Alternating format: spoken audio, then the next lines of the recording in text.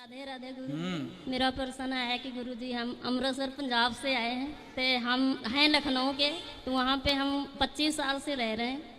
तो जो मोहल्ले में हम रहते हैं वहाँ हिंदू कोई भाई नहीं रहता है, मैं पंजाबियों के बीच रहती हूँ। तो वहाँ मुझे कीर्तन की, जैसे आप कीर्तन करते हो वहाँ भी कीर्तन होता है, गुरु गोविंद सिंह का, गुरु नानक देव का।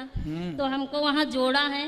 हमको कोई पंजाबी नहीं आती थी, जब हम लखनऊ के थे तो हमें तो हिंदी आती थी। तो वहाँ हमको जोड़ के तो कीर्तन में तो अब हम गुरु नानक देव के भी शब्द बोल लेते हैं, गुरु गोविंद सिंह के। तो जो हमारे मतलब प्रधान हैं जो कीर्तन कराते हैं वो बोलते हैं कि तू अमृत छक ले। अमृत का मतलब जैसे आप दीक्षा देते हो ना, तो वहाँ भी गातरा पहनना पड़ता है। तो हम तो हिंदू हैं, ये तो बाल भी कटवाते हैं हमारे घर वाले, दाढ़ी भी बनवाएंगे। तो वहाँ तो बाल कटवाना लौट नहीं है, इसमें बिछुए नहीं डाले जाते हैं, हाथ में चूड़ी नहीं डाली जाती है, मांग में सिंदूर नहीं लगाया जाता। तो हम आपसे 3 साल से जुड़े हैं, तो हम तो कीर्तन जाते हैं, हम किसी को बताया नहीं कि हम गुरु जी से जुड़े हैं, हम जा रहे हैं मथुरा दीक्षा लेने। गुरु गोविंद जी, गुरु नानक देव जी, ये सब अपने महापुरुष हैं। हाँ जी। और ये सभी देश के लिए, समाज के लिए बहुत बड़ा योगदान है इन महापुरुषों का। हाँ जी।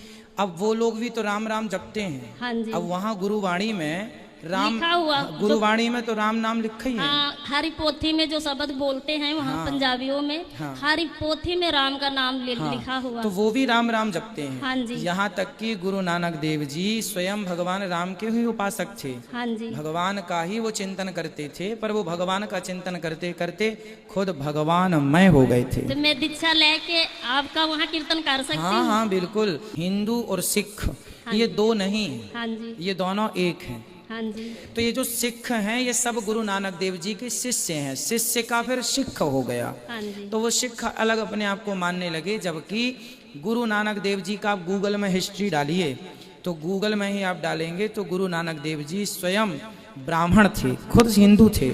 स्वयं आप डाल के देख लीजिए, खुद आपको समझ में आ जाएगा। क्यों जी? तो वो खुद समाज को सही रास्ता बताए, और गुरु नानक देव जी के जितने शिष्य हैं वो सब अपने आप को माथे पे पगड़ी, वो गुरु नानक देव जी का प्रसाद है, वो माथे पे सजाते हैं।